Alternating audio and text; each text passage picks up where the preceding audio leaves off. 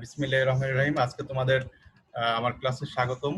তোমরা জানো আজকে আমি নারী উন্নয়ন এই চ্যাপ্টার নবম অধ্যায়ের উপর পড়াবো আজকে, বা এই ব্যাপারে এই চ্যাপ্টার নিয়ে বিশদ আলোচনা করব বিভিন্ন বিষয় নিয়ে। সো আমি ফর্মালি আমার ক্লাসে চলে যাচ্ছি স্ক্রিন শেয়ারের মাধ্যমে, এবং তোমাদের দেখাবো এখানে বিভিন্ন বিষয়, যে সমস্ত বিষয়গুলো দেখাবো আমি স্ক্রিন শেয়ারে যাচ্ছি, তোমরা স্ক্রিনে নজর রাখো।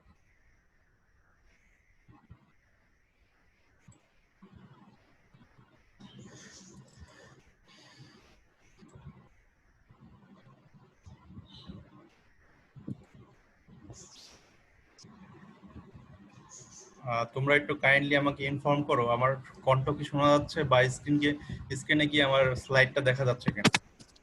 জি স্যার। আচ্ছা, তাহলে আমি সবাইকে একটু মিউট করে দিয়ে আমার ফর্মাল ক্লাসটা আমি শুরু করে দিচ্ছি, আর যারা আসবে তাদের আমি অ্যাডমিট করে দিব পরবর্তীতে। আচ্ছা, এখানে তোমরা দেখো যে বিষয়টা গুরুত্বপূর্ণ,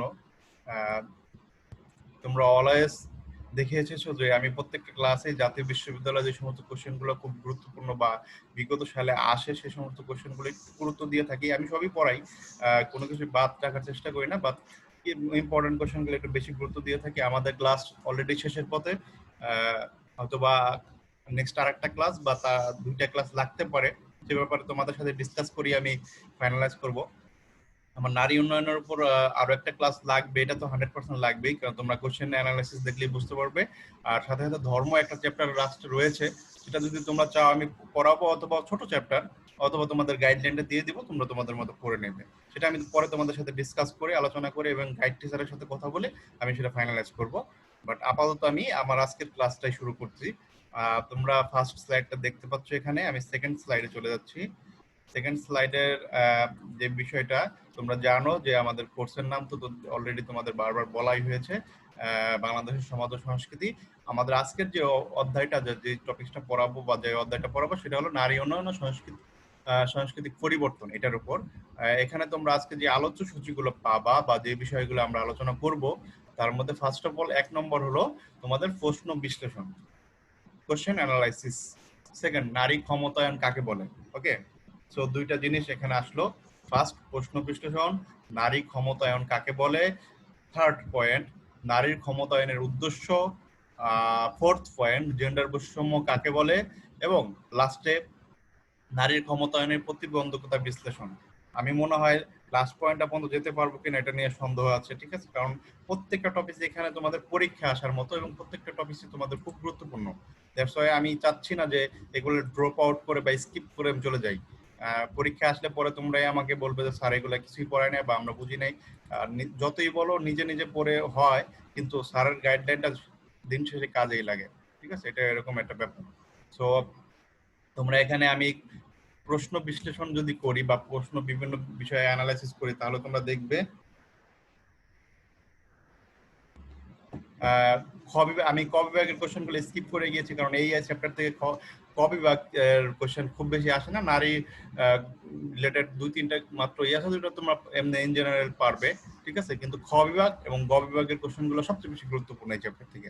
দ্যাটস ওয়াই আমি রেখেছি খ বিভাগ, যেটা 4 মার্কের কোশ্চেন, এবং গ বিভাগ, যেটা 10 মার্কের কোশ্চেন। এই দুটাকে আমি খুব হাইলাইট করেছি। এখানে দেখো তোমরা কোশ্চেনগুলো কিভাবে হচ্ছে। খ বিভাগের থেকে 1 নম্বর, নারী ক্ষমতায়ন বলতে কি বোঝো, 2015 সালে এসেছে এটা। সেকেন্ড, 2 নম্বর, খ বিভাগের 2 নম্বর, নারী উন্নয়নে ব্র্যাকের কর্মসূচিগুলো কি। নারীর ক্ষমতায়ন তোমরা অলরেডি ব্র্যাকের কর্মসূচি আমি পড়িয়েছি, গ্রামীণ ব্যাংক এবং ব্র্যাক, এই যে দুইটার কর্মসূচি পড়িয়েছে, সেখান থেকে নারীকে রিলেট করে কিভাবে কর্মসূচি তারা নিয়ে থাকে সেই বিষয়টা এখানে আলোচনা করা হয়েছে। এখন অনেকে আসতেছে, আমি একটু অ্যাড করে দিচ্ছি। ফারিয়া তিথি আমি অ্যাড করে দিলাম। 3 নম্বর পয়েন্ট, এখানে জেন্ডার বৈষম্য কাকে বলে, 2018 সালে এসেছে। সো তোমাদের 3 সালের 3টা কোশ্চেন আমি 3টাই আলোচনা করব, যেহেতু 19 সালে কোনো কোশ্চেন এখান থেকে আসেনি, এবং এই 3টা কোশ্চেন 3 ধরনের এসেছিল। সো 20 সালে তোমাদের সময়ে এই 3টা থেকে যে কোনো একটা কোশ্চেন দিয়ে দিতে পারে। 3টা কোশ্চেন আমি মনে করি 3টা কোশ্চেনই তোমাদের জন্য ইম্পর্টেন্ট। তোমরা 3টা কোশ্চেনই 4 মার্কের জন্য হয়তোবা তোমাদের সালে দিয়ে দিতে পারে। দ্যাটস ওয়াই আমি 3টা কোশ্চেন নিয়ে আলোচনা করব।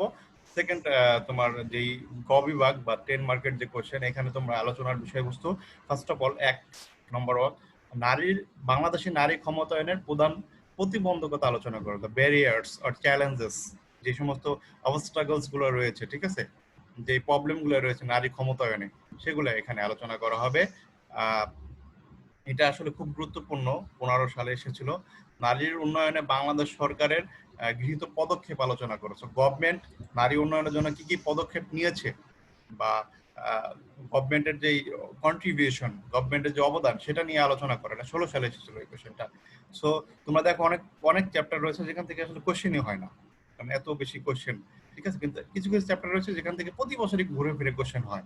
তার মধ্যে আমি লাস্ট যেটা পড়িয়েছিলাম গভর্নমেন্ট এবং এনজিওর বিভিন্ন ইনিশিয়েটিভ, সেটাও তোমরা দেখেছো যে প্রতি বছর কোশ্চেন ঘুরে ফিরে আসে, এবং তোমরা এই অধ্যায়ও দেখতেছো যে কোশ্চেনগুলো ঘুরে ঘুরে আসতেছে। তো তোমাদের ক্লাস যদিও ফর্মালি ইংলিশ ডিপার্টমেন্ট শেষ হয়ে গেছে বা ইকোনমিক্স শেষের পথে, বাট তারপর আমি চাচ্ছি যে এগুলো স্কিপ না করে আমি একটু আলোচনা করে দিচ্ছি, কারণ 1 ঘন্টা 2 ঘন্টা সময় যদি নষ্ট হয় তোমাদের, তারপর আমি চাচ্ছি যে এগুলো আসলে আলোচনার বাইরে না রাখতে, কারণ কোশ্চেনগুলো প্রতি বছর এখান থেকে এসেছে।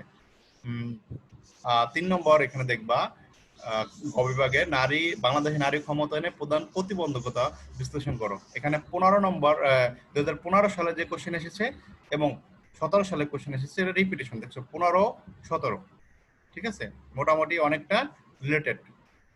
আচ্ছা, তারপরে 4 নম্বর কোশ্চেন, বিভাগে নারী উন্নয়নে বাংলাদেশ সরকারের গৃহীত পদক্ষেপ, দেখো আবার রিপিটেড। 16 সালে যেটা এসেছে 18 সালে সেটাই এসেছে, ঠিক আছে। 16 সালে যে কোশ্চেনটা এসেছিল 18 সালে সেই গভর্নমেন্টের গৃহীত পদক্ষেপ। তো 20 সালে আসতেই পারে তোমাদের। 16 সালে যেটা এসেছে 18 সালে এসেছে, 20 সালে আসতেই পারে। আবার মনে করো 15 সাল 17 সালে যে কোশ্চেন দুইটা এসেছিল রিপিটেড, এটা কিন্তু 19 সালে আবার আসেনি। সো 20 সালে আবার দিয়ে দিতে পারে এক ইয়ার গ্যাপ দিয়ে। সো উপরের 4টা কোশ্চেন আমি মনে করি, 4টা কোশ্চেন বলতে 2টা কোশ্চেন, যেহেতু পরপর 2 বছর পর 1 বছর পর পর রিপিটেড হয়েছে। তো এই 2টা কোশ্চেন আর এখানে হলো 4টা কোশ্চেন, মোট 6টা কোশ্চেন তোমাদের খুব গুরুত্বপূর্ণ। 5 নম্বর কোশ্চেনটা আমি স্কিপ করে যাচ্ছি, এটা অতটা ইম্পর্টেন্ট না, যেহেতু 19 সালে চলে এসেছে। তারপর আমি একটু আলোচনা করব 2-3 মিনিটের মধ্যে, তোমাদের একটা ধারণা দিয়ে দিব। বাট আমি এখানে দেখাচ্ছি যে উপরের 3টা আর এখানে হলো 2টা, মোট 5টা কোশ্চেন এই চ্যাপ্টার থেকে খুব বেশি ইম্পর্টেন্ট, এবং তোমরা এটা নোট করে রাখবে, এবং আমি গাইডলাইন দিয়ে দিব। আমি স্লাইডেও দেখিয়ে দিয়েছি শর্টকাটে যে কিভাবে নোটটা করে পড়তে হবে, কি কি পয়েন্ট এখানে আসবে, কিভাবে তোমরা বর্ণনা করলে ভালো মার্ক ক্যারি করতে পারবে, সে ব্যাপারে আমি স্লাইডেও দেখিয়েছি। বাট 5টা কোশ্চেনের অ্যান্সার বা 5টা কোশ্চেন অ্যানালাইসিস করে এক ক্লাসে দেওয়া যায় না। দ্যাটস আমি 2টা ক্লাস রেখেছি, যদি পারি সময় থাকে তাহলে এক ক্লাস আমি দিয়ে দেবো অ্যান্সার, চেষ্টা করবো আর কি। এরপরের স্লাইড আমি চলে যাচ্ছি। তোমাদের দেখেছো যে 4 মার্কের যে কোশ্চেনটা খুব গুরুত্বপূর্ণ, সেখানে নারী ক্ষমতায়ন কাকে বলে, ওমেন এমপাওয়ারমেন্ট কি, বা ওমেন এমপাওয়ারমেন্ট বলতে তুমি কি বুঝো। কোশ্চেনটা বিভিন্ন ভাবে আসতে পারে। কোশ্চেন যে কাকে বলে এভাবে আসবে এরকম না, নারী ক্ষমতায়ন কি, ডাইরেক্ট কি দিয়ে দিল, হোয়াট, ঠিক আছে। অথবা নারী ক্ষমতায়ন বলতে তুমি কি বুঝো, বা নারীর ক্ষমতায়ন সম্বন্ধে যা সংজ্ঞায়িত করো, সংজ্ঞা দাও, এর বিভিন্ন অ্যাঙ্গেল থেকে কোশ্চেন আসতে পারে। বাট তোমাদের মূল টার্গেট হবে নারী ক্ষমতায়ন বলতে তুমি যেটা মিন করো বা তুমি যেটা বুঝো সেটাকে তুমি অ্যানালাইসিস করবা, ঠিক আছে। তাহলে তুমি মনে করো 4 মার্কের ভালো একটা অ্যান্সার পেয়ে যাবা, মার্ক পেয়ে যাবা। সো আমি এখানে স্লাইডে তোমাদের দেখানোর চেষ্টা করেছি যে নারীর ক্ষমতায়ন এর সংজ্ঞাটা আমি এটা অ্যানালাইসিস করছি। ফার্স্ট অফ অল, ক্ষমতা বলতে কোনো কিছু করার সামর্থ্য বা কাজ করার শক্তি বা যোগ্যতাকে বোঝায়। হোয়াট ইজ পাওয়ার, পাওয়ার মানে কি, সায়েন্সে অনেকে আছো, ঠিক আছে, কাজ করার ক্ষমতায় মেবি ওখানেও। সো এখানে আমি সোশ্যাল সায়েন্স বা সামাজিক বিজ্ঞানও একই জিনিস দেখাচ্ছি যে ক্ষমতা বলতে কোনো কিছু করার সামর্থ্য বা তার যে ইনার ক্যাপাসিটি রয়েছে বা ইনার যে রিসোর্স রয়েছে সেগুলাকে ইউটিলাইজ করে কোনো কিছু করার যোগ্যতাকেই তোমার ক্ষমতা বলে। আবার ক্ষমতায়ন, ঠিক আছে, ক্ষমতা থেকে ক্ষমতায়ন, এমপাওয়ারমেন্ট, এটা হচ্ছে মানে একটি বহুমাত্রিক প্রক্রিয়া, মাল্টি ডাইমেনশনাল প্রসেস, ঠিক আছে। এটা আসলে বহুমাত্রিক প্রক্রিয়া, ঠিক আছে, যা মানুষের তার নিজ জীবন যাপন সম্পর্কিত সিদ্ধান্ত গ্রহণে সক্ষম করে তোলে। সো এখানে এটা ক্ষমতায়ন হচ্ছে এমন একটা বহুমাত্রিক প্রক্রিয়া যেখানে মানুষ যে তার সামর্থ্য বা কাজ করার শক্তি রয়েছে, সে শক্তি বা সামর্থ্য দিয়ে নিজ জীবনযাপন মানে তার পার্সোনাল লাইফস্টাইল, পার্সোনাল যে ডেইলি লাইফ, সেটা কিভাবে চলবে না চলবে, কি সিদ্ধান্ত নিবে না নিবে, কিভাবে সে কার সাথে ব্যবহার করবে, কথা বলবে, বা কতটুকু সাব অর্ডিনেটেড থাকবে, এই বিষয়ে বা তার ফ্রিডম কতটুকু থাকবে সে বিষয়ে নিজের ক্ষমতা, নিজের সিদ্ধান্ত নিজেই নেওয়ার সক্ষমতাকেই নারীর ক্ষমতায়ন বলে। এখানে 2টা টার্মকে মিলিয়ে নারীর ক্ষমতায়ন হচ্ছে নারীকে সামর্থ্যবান করার এমন একটি প্রক্রিয়া। সো ওমেন এম্পাওয়ারমেন্ট হলো নারীকে সমর্থবান বা নারীকে এম্পাওয়ার করার এমন একটি প্রক্রিয়া যেখানে একজন নারী তার শ্রম, ফার্স্ট অফ অল তার লেবার, তার পার্সোনাল লাইফের যে তার হার্ডওয়ার্ক বা শ্রমটা তোমরা জানো দুই ধরনের হয়ে থাকে, কায়িক শ্রম, মানসিক শ্রম, দুই ধরনের শ্রম হয়ে থাকে। শ্রম, সেকেন্ড অপশন কর্ম, শ্রম, কর্ম, সিদ্ধান্ত, নিয়ন্ত্রণ। সো শ্রম, কর্ম, সিদ্ধান্ত, তার নিজের সিদ্ধান্ত নিজে নেবে, নিয়ন্ত্রণ, তার নিজের উপর নিজের নিয়ন্ত্রণ থাকবে, অধিকার এবং স্বাধীনতার প্রভৃতির ক্ষেত্রে উত্তরণ ঘটে, একটা অবস্থা থাকে সেই অবস্থা থেকে প্রমোটেড অবস্থার দিকে যায়, সেটাই হলো নারীর ক্ষমতায়ন। আবার আমি পড়তেছি একই সংজ্ঞা, নারীর ক্ষমতায়ন হচ্ছে নারীকে সমর্থন করার এমন একটি প্রক্রিয়া যেখানে একজন নারী তার শ্রম, কর্ম, সিদ্ধান্ত, নিয়ন্ত্রণ, অধিকার ও স্বাধীনতা প্রভৃতি ক্ষেত্রে উত্তরণ ঘটায়। সো ইংলিশে একটা সংজ্ঞা দেখবা, প্রামাণ্য সংজ্ঞা দিয়েছি, women's empowerment is a process of empowering women. So এটা এমন একটা প্রসেস যেখানে নারীকে এম্পাওয়ার করা হয়। Empowerment can be defined in many ways, however when talking about women empowerment, empowerment means accepting and allowing people বলতে women who are on the outside of the decision making process into it, ঠিক আছে? তো তুমি তোমার ফ্যামিলিতে, তোমার কর্মক্ষেত্রে বা তোমার যে কোনো স্পেয়ারে যখন তোমার সিদ্ধান্ত গ্রহণ ক্ষমতা বা স্বাধীনতা পাও না, সেই স্বাধীনতা যখন তোমাকে ঢুকানো হবে ইনটু ইট, এর ভিতরে প্রসেসে নেওয়া হবে, তখনই তুমি এম্পাওয়ার্ড হয়ে গেলা, এরকম। Women empowerment is the most crucial point to be noted for the overall development of country. একটা দেশের বা জাতীয় উন্নয়ন, ইভেন ইন্টারন্যাশনাল উন্নয়নের জন্য নারীর ক্ষমতায়নের কোনো বিকল্প নেই, নারীর ক্ষমতায়ন অবশ্যই প্রযোজ্য। তোমরা জানো যে বেগম রোকেয়া সাখাওয়াত হোসেন নারীর ক্ষমতায়ন বা নারীকে বলেছে গরুর গাড়ির দুই চাকার একটা চাকার সাথে যদি তুলনা করা হয়, তাহলে একটা চাকা যদি খুব বড় হয়, মনে করো পুরুষের চাকাটা খুব বড় হলো, বাট নারীর চাকাটা যদি খুব ছোট হয়, তাহলে সেই গাড়িটা কিভাবে চলবে? একই জায়গায় ঘুরে ফিরে ঘুরতেই থাকবে বৃত্তকারে, সেই গাড়িটা সামনে আগাবে না, দেশ সামনে আর আগাবে না। তো দুইটা চাকা মোটামুটি মোরাললেস সাম্যতা বজায় রেখে সামনের দিকে এগিয়ে হবে, তাহলে দেশ এগিয়ে যাবে। সো এটা হলো নারীর ক্ষমতায়ন। নারীর ক্ষমতায়ন যদি তুমি অ্যানালাইসিস করতে চাও, যেহেতু 4 মার্কের কোশ্চেন, বিভিন্ন অ্যাঙ্গেল থেকে অ্যানালাইসিস করতে চাও, তাহলে এই পয়েন্টগুলো তুমি অ্যানালাইসিস করতে পারবে। ফার্স্ট অফ অল পূর্ণ পরিচয় বা আত্মপরিচয়, নারীর ক্ষমতায়ন এটা এনশিওর করার জন্য বা নারীর ক্ষমতায়ন এই ব্যাপারটা মিন করার জন্য ফার্স্ট অফ অল একটা মেয়ে বা একটা মহিলা, একটা মা, একটা বোন বা যেই হোক, যে নারী, তার একটা পূর্ণ পরিচয় বা তার একটা আত্মপরিচয় লাগবে, সেলফ আইডেন্টিটি, এটা এনশিওর করতে হবে। যদি সেলফ আইডেন্টিটি এনশিওর করা যায়, সে আসলে তার বাবার পরিচয় বা হাজবেন্ডের পরিচয় তো অবশ্যই ইম্পর্টেন্ট, বাট তার যে নিজের একটা পরিচয় রয়েছে, সে নিজেও যে একজন মানুষ, তারও যে একটা আত্মপরিচয় রয়েছে, সেই বিষয়টা সে ফোকাস করবে, সে অধিকার আদায় করে নেবে। এখানে অধিকার আদায় করার ব্যাপারটা কিন্তু অনেক ক্ষেত্রে হতে পারে, অধিকার কিন্তু মানুষকে ইচ্ছে করে দিয়ে দেয় না, ঠিক আছে? অধিকার আদায় করে নিতে হয়, তোমার ভয়েস রেজ করতে হবে, তোমার চয়েসকে এনশিওর করতে হবে, এবং তোমার অটোনমি তোমাকে এনশিওর করতে হবে। তো চয়েস, ভয়েস, অটোনমি, তিনটা জিনিস অবশ্যই তোমাকে নিজে থেকে এনশিওর করতে হবে, ঠিক আছে? আর গভর্নমেন্ট বা আমরা যারা পুরুষ সমাজ বা তারাও অবশ্যই এটাকে কোঅপারেট করবে, তারপরেই নারী উন্নয়ন বা নারীর ক্ষমতায়ন সম্ভব। সো ক্ষমতার অনুধাবন আমাদের বিভিন্ন সময় আমরা দেখি, বিশেষ করে ডেভেলপিং কান্ট্রিতে এবং ডেভেলপ কান্ট্রিতে নারীরা যে ক্ষমতাবান বা নারীরাও যে অনেক কিছু করতে পারে, এটার অনুধাবনই করতে পারে না। সাইকোলজিক্যালি তারা নিজেরা অনেকটা সাবঅর্ডিনেটেড বা তারা অনেকটা অধীনস্থ মনে করে নিজেকে। সো ক্ষমতার অনুধাবন নিজে সাইকোলজিক্যাল করতে হবে, যে আমি আসলে পারি, আমিও সিদ্ধান্ত নিতে পারি, আমিও কাজ করতে পারি, বা আমারও অধিকার রয়েছে, ঠিক আছে? সো পরের টাইম অধিকার দিয়েছে এর জন্য। সম্পত্তি উত্তরাধিকার তোমরা ধর্মীয় ভাবে হোক বা লিগ্যাল ভাবে হোক, যেহেতু সম্পত্তি বা উত্তরাধিকার বিভিন্ন বিষয়ে তোমরা পেয়ে থাকো, সেই ব্যাপারটা তোমাদের চয়েস, ভয়েস রেজ করতে হবে। নারীর দেহ তার রুচি, এটা অন্যতম নারীর ক্ষমতায়নের একটা বিষয়। নারীর দেহকে অনেক সময় তার জন্য একটা বার্ডেন মনে করা হয়, বা বিভিন্ন সময় এই ব্যাপার নিয়ে বিভিন্ন সময় আমরা বিভিন্ন সেমিনার বা টক শোতে দেখি, বিভিন্ন বিষয়ে নেগেটিভ ভাবে ফোকাস করা হয়। এ ব্যাপার নিয়ে তোমাদেরই নারী সমাজকে অ্যাজ ওয়েল অ্যাজ পুরুষরা এখন কোঅপারেট করবে, গভর্নমেন্টও বিভিন্ন ইনিশিয়েটিভ নেবে।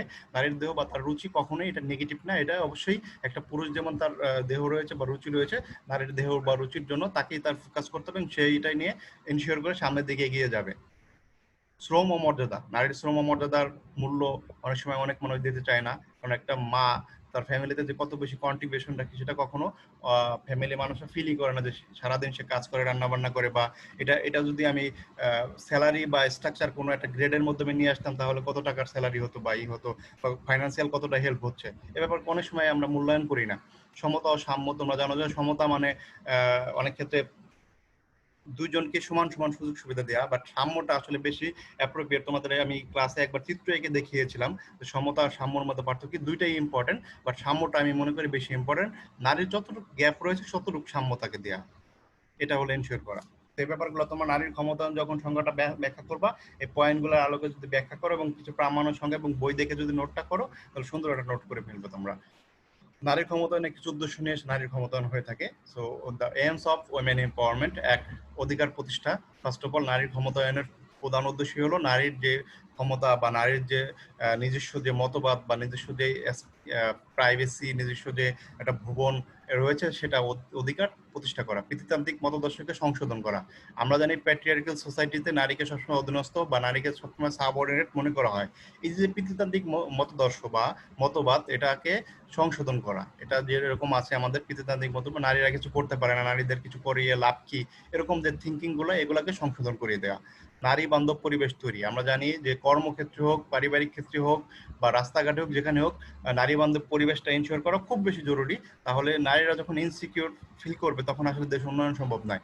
নারীরা যখন রাস্তাঘাট, কর্মক্ষেত্র, পরিবার সব জায়গায় যখন সিকিউর ফিল করবে, তারা যখন সুরক্ষা ফিল করবে, তখনই আসলে দেশের উন্নয়ন হবে। তারা নির্বিঘ্নে বিভিন্ন কর্ম করতে পারবে, ইনোভেটিভ আইডিয়া জেনারেট করতে পারে, তারা উদ্যোক্তা হতে পারবে। তো নারী বান্ধব পরিবেশ আসলে অবশ্যই তৈরি করতে হবে। 4 নম্বর, বৈষম্য রোধ। আমরা জানি যে জেন্ডার বেস যে ডিসক্রিমিনেশন, বৈষম্য থাকে, সেটা আসলে খুব বেশি ক্ষতিকর। একটা ছেলেকে বেশি প্রায়োরিটি দেওয়া, নারীকে তার নারী দেখে বা তার জেন্ডারের কারণে প্রায়োরিটি কম দেওয়া, এই ব্যাপারটা বৈষম্য তৈরি করে। বৈষম্যটা রোধ করতে হবে। বৈষম্যের উপর আমার নেক্সট স্লাইডে ডিটেলস আছে, সো আমি আর এটা আগাচ্ছি না, আমার ক্লাসও টাইম অনেক লিমিটেড। নারী ও পুরুষের মাঝে সৌহার্দ্য তৈরি। আসলে নারীর ক্ষমতায়ন বলতে শুধুমাত্র নারীরাই এগিয়ে যাবে তা নয়।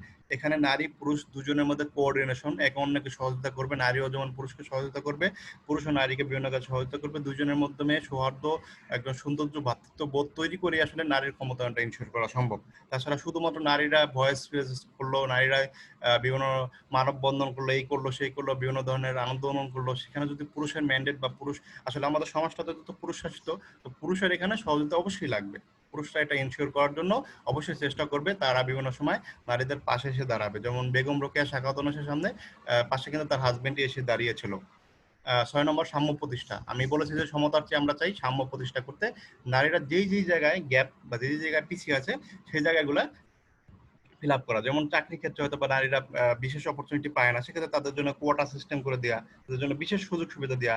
পজিটিভ ডিসক্রিমিনেশন করা, তাদের আসলে একটা অফিসে মনে করো 50 জন এক্সিকিউটিভ ডাইরেক্টর বা ম্যানেজারিয়াল পোস্টে নেবে, সেক্ষেত্রে নারী যদি 5 জন অ্যাপ্লাই করে আর পুরুষরা যদি 45 জন অ্যাপ্লাই করে, 5 জনকে নিয়ে নেওয়া হোক। ঠিক আছে, মানে কোটা, এটা বিশেষ ধরনের সুযোগ সুবিধা বা ডিসক্রিমিনেশন করে হলেও তাদের সুযোগ সুবিধা দিয়ে দেওয়া, এরকম আর কি। এখানে আরেকটা স্লাইড তোমরা দেখছো, জেন্ডার বৈষম্য কাকে বলে বা লিঙ্গ বৈষম্য কাকে বলে, এই কোশ্চেনটা আসে বা এই কোশ্চেনটা খুব গুরুত্বপূর্ণ। এখানে তোমরা ফার্স্ট অফ অল দেখবা, এটার উপর একটা ভিডিও আছে, আমি চালাতে পারবো কিনা সন্দেহে আছি, কারণ সময় আমার খুব লিমিটেড। আচ্ছা, আমার কি রেকর্ডিং অপশনটা চালু আছে স্টুডেন্ট, একটু বলবা তোমরা চ্যাট বক্সে একটু যদি জানাও।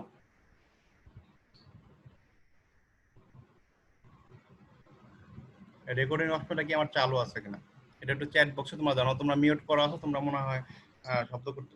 জি জি জি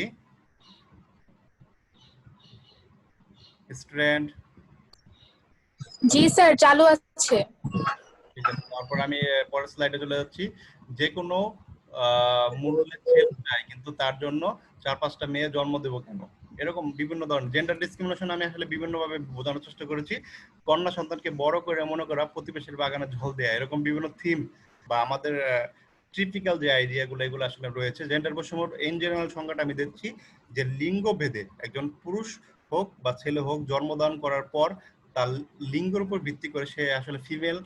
আমি আসলে বলেছিলাম জেন্ডার শব্দটা আসলে আমাদের নিজের তৈরি, আর সেক্সুয়াল যেটা সেটা গড গিফটেড। আল্লাহ তাআলা সেক্সুয়াল ডিফারেন্স করেছে নারী ছেলে এই দুটো, কিন্তু জেন্ডার বৈষম্য যেটা আমরা করি, এটা আমরা মানুষ সৃষ্ট বা সমাজ সৃষ্ট একটা প্রবলেম, এটা আমরা নিজেরা তৈরি করি।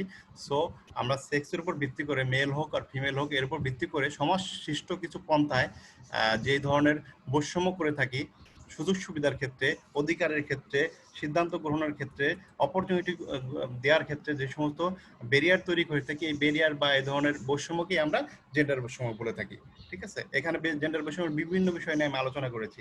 দেখো, এটা জেন্ডার বৈষম্য কন্যা সন্তানকে লেখাপড়া শেখানোর কোনো কারণে নেই, তাদের স্বাধীনতা দেওয়া বা তাদের ইচ্ছে মতো কোনো কাজ করতে দেয়া মানেই হয় না যে যতদিন তারা বিয়ে হয়, কারণ এই সন্তান সমস্ত পরিবারের অতিরিক্ত দায় এরকম মনে করা হয়। সো এই ব্যাপারগুলা কন্যার উপরই সবসময় যায়। জেন্ডার ডিসক্রিমিনেশন বলতে ডিসক্রিমিনেশন টু উইমেন বা ফিমেল ফিমেল পার্টকে এটা মেন করে জেন্ডার ডিসক্রিমিনেশনের। সো জেন্ডার ডিসক্রিমিনেশন যখনই মনে করবে তখনই জেন্ডার বলতে এখানে নারীর প্রতি বৈষম্যই আসলে মেন করে। পুরুষের প্রতি বৈষম্যটা এটা যদি আমরা পার্সেন্টেজে ধরি তাহলে 3 থেকে 4% হতে পারে, বাট ম্যাক্সিমাম বৈষম্যটাই করা হয় এটা নারীর প্রতি। আর যেহেতু আমাদের প্রত্যেকটা কোশ্চেন বাংলাদেশকে অ্যাড করে দেয়, সো আমরা বাংলাদেশের প্রেক্ষিতেই সবকিছু বর্ণনা করব। এবং এই চিত্রটা আসলে ডেভেলপিং কান্ট্রি ইউরোপ বা ফ্রান্স বা তুমি যে ওয়েস্টার্ন কালচার যদি দেখো সেখানেও আসলে এই একই ধরনের চিত্র রয়েছে মোরলেস। আচ্ছা, ছেলে বা মেয়ে বা নারী পুরুষের মধ্যে প্রকৃতিগত এই পার্থক্যকে ভিত্তি করে সমাজে ছেলে আর মেয়ের ভিন্ন ভিন্ন ভূমিকা অধিকার নির্দিষ্ট করে দিয়েছে। যেমন বহুদিন ধরে মেয়েরা ঘরের কাজ, রান্না, সন্তান লালন পালন এসব গৃহস্থালী কাজ করে আসছে, যার বিনিময়ে কোনো পারিশ্রমিক পায় না, তারা আসলে কোনোই পায় না। অন্যদিকে ছেলেরা আয় উপার্জন করে, বিশেষ সালিসি রাজনীতিতে কাজ করতো। ছেলে ও মেয়েদের সাজসজ্জা, আচার আচরণ, পোশাক পরিচ্ছদ আলাদা। ছেলে ও মেয়েদের অধিকার ও এক নয়। ছেলে ও মেয়েদের উপর সামাজিকভাবে আরোপিত এই পরিচয় বা ভূমিকা কি জেন্ডার বলে, আর এর ভিত্তিতে যে ধরনের বৈষম্য তৈরি করা হয় তাকে জেন্ডার বৈষম্য বলে। ঠিক আছে? অর্থাৎ অর্থ সামাজিকভাবে আহ নারী ও পুরুষের মধ্যে অধিকার, ভূমিকা ও সুযোগের ক্ষেত্রে যে অসম পার্থক্য দেখা যায় তাকে আমরা জেন্ডার বৈষম্য বলবো। এটা হলো জেন্ডার বৈষম্য। আচ্ছা, জেন্ডার বৈষম্যর বাংলাদেশের চিত্র যদি আমি দেখি, জেন্ডার বৈষম্য কি কি এই ব্যাপারগুলো রয়েছে। পুত্র সন্তানের অগ্রাধিকারতা, মেয়ে সন্তানের কম বলেন। যখন তোমরা কোনো কোশ্চেন অ্যানালাইসিস করবা বা কোশ্চেন লিখবা, কিছু এক্সাম্পল দেওয়ার চেষ্টা করবা বা বাংলাদেশের চিত্র দেখানোর চেষ্টা করবা, যদি সেই কোশ্চেনটা বাংলাদেশের কনটেক্সে আসে বা যে কোনো কনটেক্সে আসুক, তুমি বাংলাদেশে একটা চিত্র দেখানোর চেষ্টা করবা বা কিছু এক্সাম্পল দিবা, তাহলে স্যার অনেক সন্তুষ্ট হবে, মার্ক ভালো পাবা। দেখেন, মেয়ে সন্তানের কম মূল্যায়ন, মেয়ে সন্তানের ক্ষেত্রে কম খাদ্য দেয়া, মেয়েদের বাল্যবিবাহ দেয়া, নারী সিদ্ধান্ত গ্রহণের ক্ষমতা কম, মানে তাদের সিদ্ধান্তই নিতে পারে না, তাদের কি সিদ্ধান্ত দিতে দেবো এরকম। তারপরে নারীর প্রজননের ক্ষেত্রে নিয়ন্ত্রণ কম। ঠিক আছে? নারী পুরুষের অসম শ্রম বিভাজন এবং সম্পদ বন্টন, নারীর উপর আরোপিত ক্ষতিকর সামাজিক প্রথা, বিভিন্ন ধরনের সামাজিক প্রথাও কিন্তু রয়েছে আমাদের।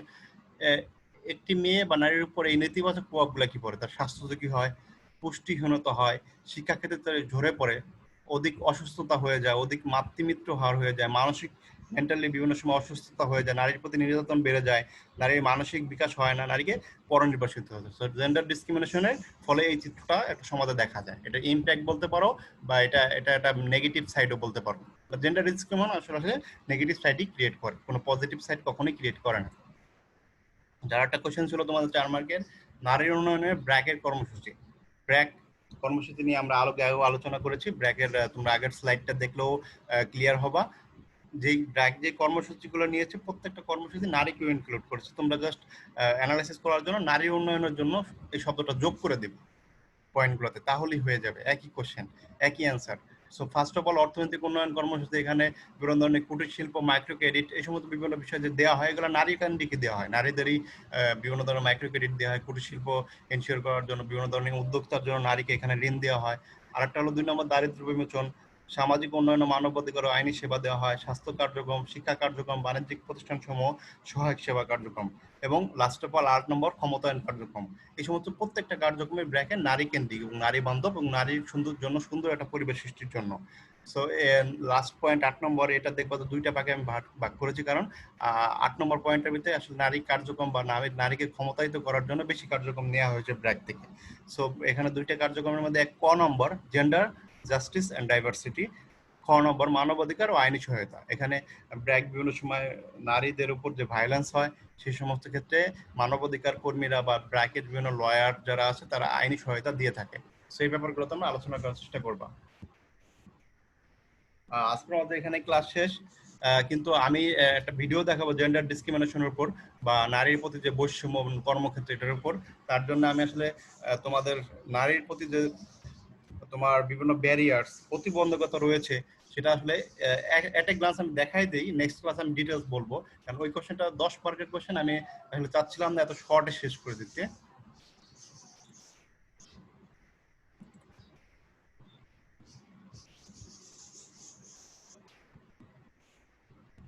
নারীর ক্ষমতায়নের প্রতিবন্ধকতা বিশ্লেষণ। এখানে 5টা পয়েন্ট দিয়েছি আমি। 5টা পয়েন্টের প্রত্যেকটা পয়েন্টের ভিতরে আবার 4-5টা করে রয়েছে। আমি 20টা পয়েন্ট আর কি এখানে ইনক্লুড করেছি। সামাজিক ও সাংস্কৃতিক কারণ, নারীর ক্ষমতায়ন, এটা যে 10 মার্কের কোশ্চেন এবং খুব ইম্পর্টেন্ট কোশ্চেন। আমি তোমরা জানো যে ব্রড কোশ্চেন 2টা বড় বড় কোশ্চেন, এবং নেক্সট ক্লাসে আমি 2টা ব্রড কোশ্চেন চুলচেরা বিশ্লেষণ করে কিভাবে লিখলে বিভিন্ন অ্যাঙ্গেল থেকে আমি নোট দিয়ে দেবো, তোমাদের স্লাইডটাও দিয়ে দেবো, এটা অ্যানালাইসিস করার চেষ্টা করব। এখানে আমি জাস্ট দেখাচ্ছি নারীর ক্ষমতায়নের প্রতিবন্ধকতা রয়েছে, যেটা সামাজিক বা সাংস্কৃতিক প্রতিবন্ধকতা, অর্থনৈতিক কারণ, রাজনৈতিক কারণ, আইনগত কারণ এবং ধর্মীয় কারণ। এবং প্রত্যেকটা পয়েন্ট তোমাদের 5টা পয়েন্ট মূল হেডিং দিয়েছি, কারণ তোমরা যদি পয়েন্টটা মনে রাখতে পারো। দেখো 5টা পয়েন্ট এখানে রয়েছে, তোমরা অবশ্যই পড়বা। সামাজিক, অর্থনৈতিক, রাজনৈতিক, আইনগত, ধর্মীয়। মনে রাখার জন্য খুব ইজি। এখন এই 5টা পয়েন্ট দিয়ে কিন্তু অ্যানালাইসিস করলে হবে না নারীর ক্ষমতায়নের প্রতিবন্ধকতা। এর মধ্যে সামাজিক কি কি কারণ রয়েছে মনে রাখার সুবিধার্থে আমি সামাজিক পয়েন্টটা মূল হেডিং দিয়েছি। এর মধ্যে যে কারণগুলো নেক্সট ক্লাস আমি ভিতরে ভিতরে বর্ণনা করে দেবো। প্রত্যেকটার ভিতরেই 3-4টা করে পয়েন্ট রয়েছে, আমি বর্ণনা করে দেবো। অর্থনৈতিক বিভিন্ন কারণ রয়েছে, এই কারণগুলো কি কি, তাহলে তোমরা ইজিলি লিখতে পারবে বা তোমাদের মনে থাকবে। আর ইন জেনারেল যদি 15-20টা কারণ লেখো, হয়তো বা প্যাচ লেগে যাবে, মনে থাকবে না, বা সুন্দর হলো না ব্যাপারটা। সো এইভাবে তোমরা লেখার চেষ্টা করবে। আমি নেক্সট ক্লাসে এটার ডিটেলসটা আলোচনা করব। 2টা কোশ্চেন, বোর্ড কোশ্চেন আমাদের রয়েছে এখনো, জানো। একটা নারীর ক্ষমতায়নের প্রতিবন্ধকতা বিশ্লেষণ, আরেকটা হলো এই প্রতিবন্ধকতাকে কিভাবে আমরা রিমুভ করতে পারি বা এখান থেকে কিভাবে উত্তরণ পেতে পারি, এই ব্যাপারটা। সো এই দুটো জিনিস আমরা আলোচনা করব। এবং ম্যাম বলেছিল যে বাংলাদেশ সমাজে নারীদের যে চিত্র, সেটাও একটু দেখানোর জন্য, সেটাও আমি দেখাবো। সো নেক্সট ক্লাসে আমরা এটা করব।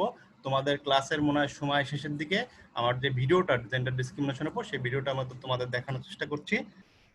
তোমরা কি স্ক্রিনে দেখতে পাচ্ছ? আমার স্ক্রিনটা দেখতে দেখা যাচ্ছে স্টুডেন্ট? নো জি রেসপন্স। স্যার। ইউটিউবের একটা ভিডিও তোমরা কি দেখতে পাচ্ছ? জি স্যার। জয়া নামে কোনো কিছু দেখা যাচ্ছে? হ্যাঁ স্যার, জয়া নামে দেখা যাচ্ছে। আচ্ছা, তোমরা একটু মনোযোগ দিয়ে দেখো, জেন্ডার ডিসক্রিমিনেশন চিত্র দেখতে পারবে এখানে তোমরা।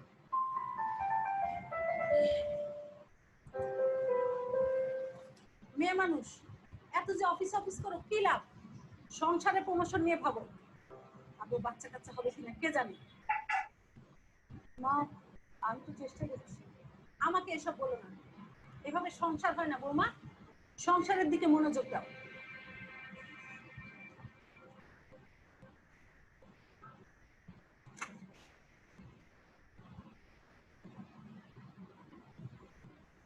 আরে মেয়ে মানুষ না, প্রমোশন পাইতেও পারে। দেখেন না বসের সঙ্গে তালে তালে। বস তো আর আমাদের সবসময় রুমে ডাকে না। আবার স্যারে ডাকে।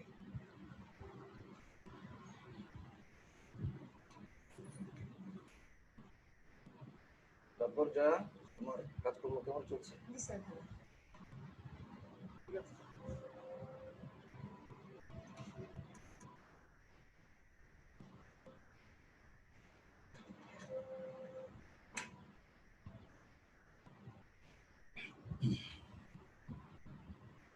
আমি তো কাল আমাকে ছাড়া প্রমোশন পাওয়ার মতো কাউকে দেখি। ম্যাক্সিমাম এফোর্ট দিয়েছি আর কনফিডেন্ট। কিন্তু আরেকজন যেভাবে উঠে পড়ে খাটাখাটি করছে, বেশি কিন্তু আপনি একা নন। মেয়ে মানুষের কাজ কোনো কাজ? কিসের সাথে যে কি কম্পেয়ার করেন আপনি?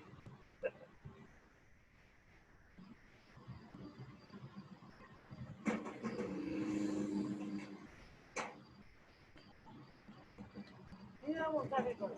সকালে বেড়াইতে যায়।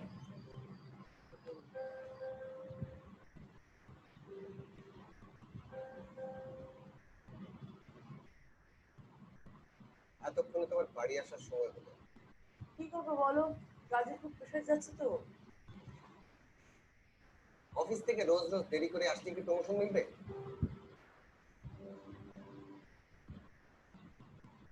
আমাকেও আমাকেও জবাবদিহি করতে হয় মায়ের কাছে, কেন তুমি প্রতিদিন দেরি করে বাড়ি ফেরো, আর এর উত্তরটা তুমি মাকে দেবে। আমাকে তোমার মায়ের কাছে জবাবদিহি করতে হয়, আমি কেন কনসেপ্ট করতে পারছি না। আর এর জন্য যে তুমি দায়ী, এই উত্তরটা দয়া করে তুমি তোমার মাকে বলি।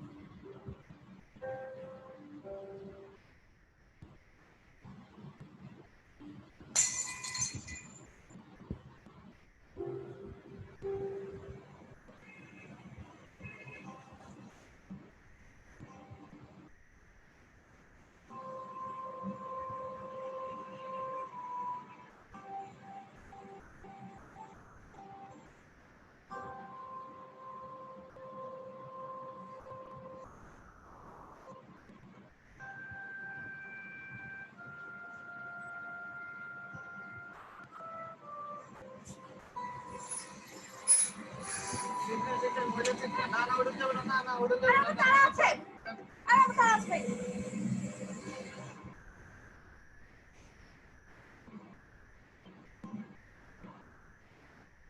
Excuse me, ভাইয়া, এই যে আপনি যে সিটে বসে আছেন এটা মহিলাদের সিট। এক্সকিউজ মি ভাইয়া, এই যে ভাইয়া আপনি মহিলাদের সিটে বসে আছেন।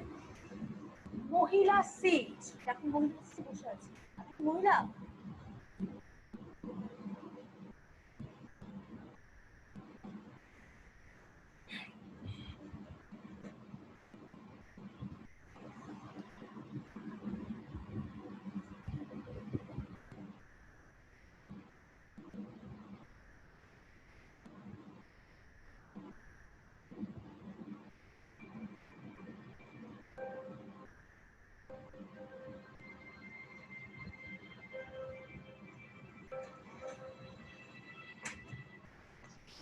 স্যার আমাকে দেখেছেন? তারপর যা তোমার কাজকর্ম কেমন চলছে? জি স্যার। আমি রেফার করলে কিন্তু তোমার প্রমোশনটা হয়ে যায়।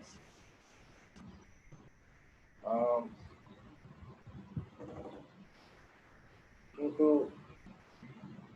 তুমি তো আমাকে সময় দিলে না। স্যার আজ পর্যন্ত অফিসে কখনো লেট করে আসি, প্রমোশনটা না হয় একটু লেট করে আসি। তোমার কিন্তু এবারও প্রমোশন পাওয়া হচ্ছে না। প্রমোশন দেয়া না দেয়া সিলেক্ট করবে মেইন কাজ। আর প্রমোশন না পেলেও আমি যেভাবে কাজ করে আসছি সেভাবেই কাজ করে যাবো। আপনি কষ্ট করে রেখে দিতে পারেন। Thank you.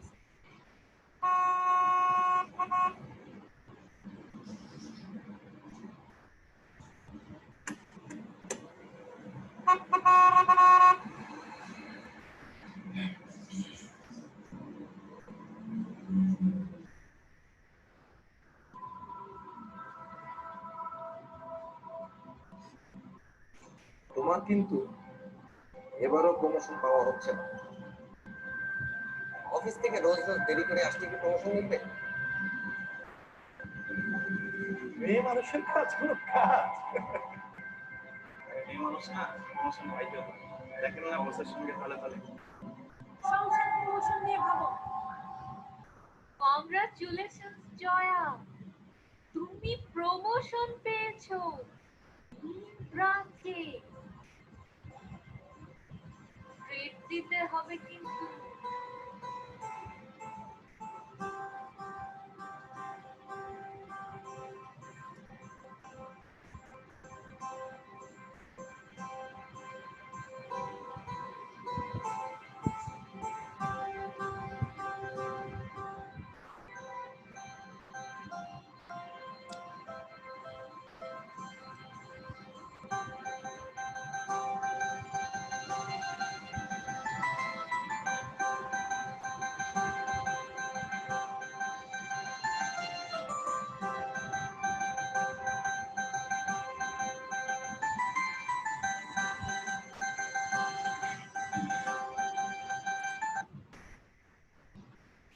তোমরা দেখলা ভিডিওটা?